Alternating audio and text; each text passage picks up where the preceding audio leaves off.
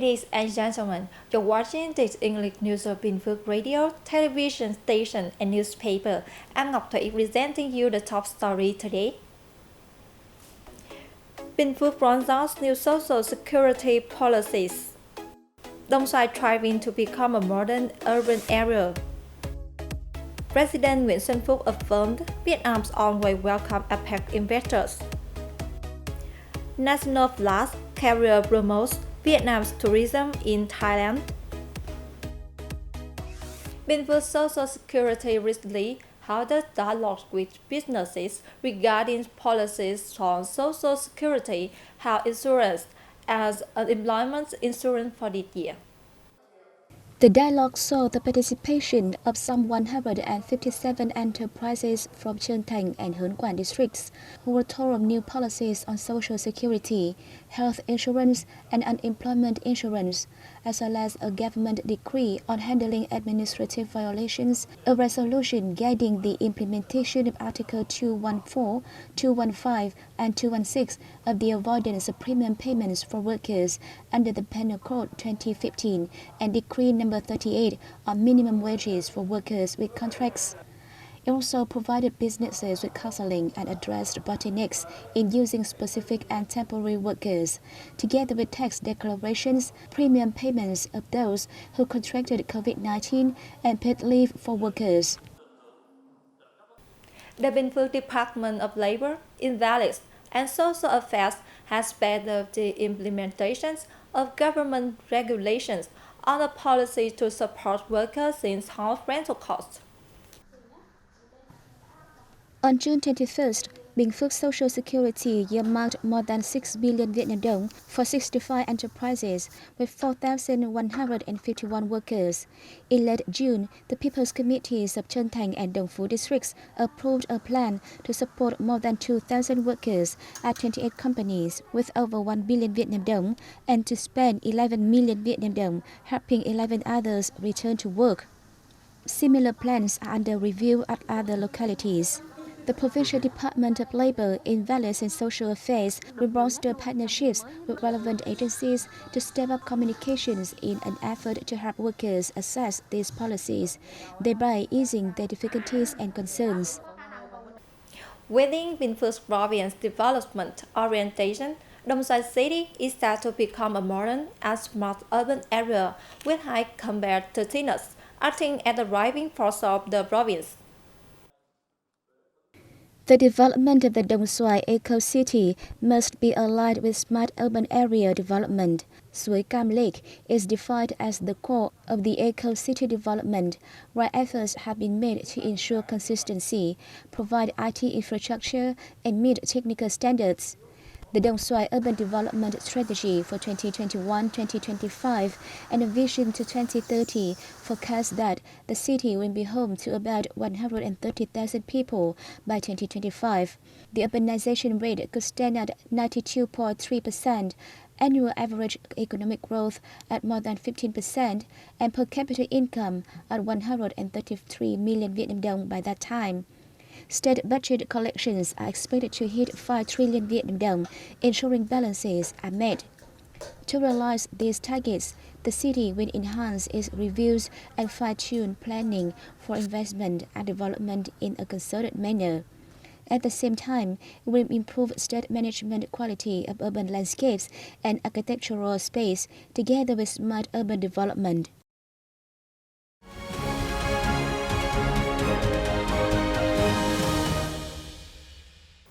Now let's take a look at the top news around the country.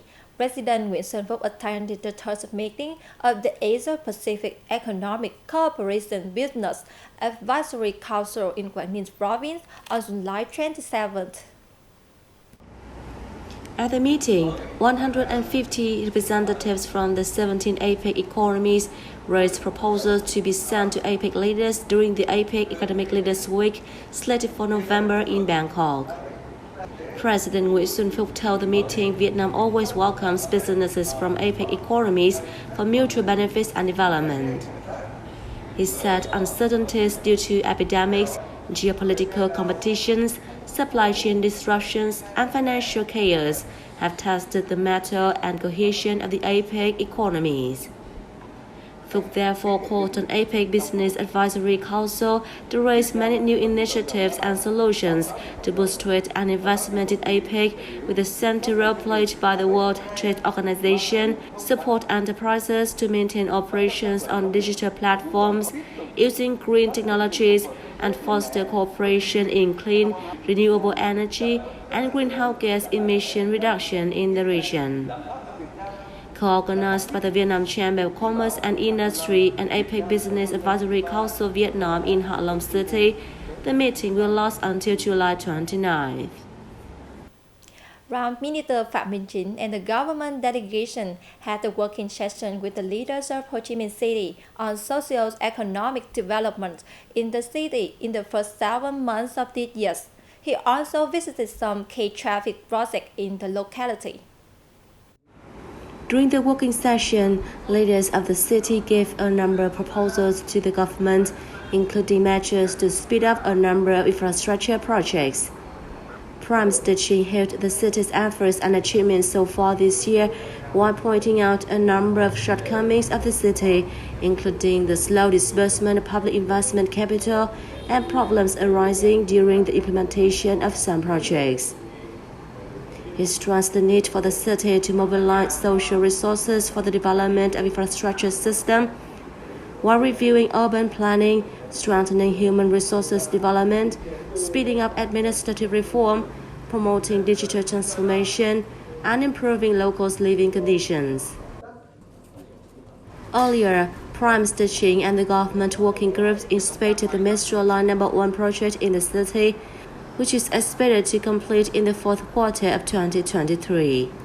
He also visited the location chosen for the implementation of the An Phú intersection in Thủ Đức City, one of the gateway projects aiming to reduce congestion for the Ho Chi Minh City Long Thành Dầu Giây Expressway and the road to Cát Lái Port.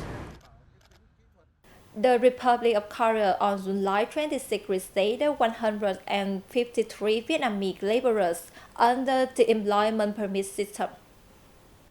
Among these laborers, 110 will work in the manufacturing industry, while the others in the fisheries sector. They are among 8,000 employees expected to go to the Republic of Korea to work this year. The workers were taken to training centers in Jeju and Incheon cities for COVID-19 testing and improvement of knowledge about law, control, occupational safety, as well as instructions for signing labor contracts and medical examinations.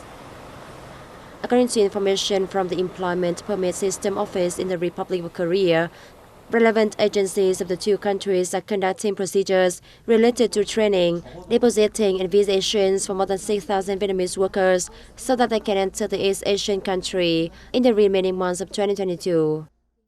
Vietnam brought in over $29 billion from phones and component exports during the first half of the year, representing a rise of the 16.4% year-on-year. According to the General Department of Vietnam Customs, the major importers of these products include China, the US, the EU, and the Republic of Korea. Export turnover of the products to the US, China, and the Republic of Korea also to reach $6.6 billion, $6.45 billion, and $2.78 billion, respectively. Meanwhile, the export value fell by 7.7% to $3.2 billion in the EU market. In terms of computers, electronic products, and components, Vietnam also enjoyed an increase of exports to the US, China, the EU, and Hong Kong, China in the period. Vietnam Airlines representative office in Thailand hosted a conference on tourism and business promotion theme Rediscover Vietnam in Bangkok on July 26, aiming to speed up post-COVID-19 tourism recovery. Vietnamese ambassador to Thailand Phan Chi Thanh said, the embassy always supports and creates favorable conditions for tourists from Thailand to visit Vietnam, as well as connect Thai business with Vietnamese partners in the field of tourism and logistics supply chain. Vietnam Airlines now operates 3 regular direct flights connecting Hanoi and Ho Chi Minh City with Bangkok. As scheduled, the number of flights will increase to 4 flights per day from October this year, and will rise to 6 flights per day in the second quarter of 2023. Since Vietnam and Thailand removed most of the travel restrictions, the number of air passengers has increased rapidly. Thailand is also one of the prioritized markets among 15 international destinations where Vietnam Airlines has resumed its regular flights. That's all for today on Bình Phước Radio, television station, and newspaper news. Once again, thanks for your watching and goodbye for now.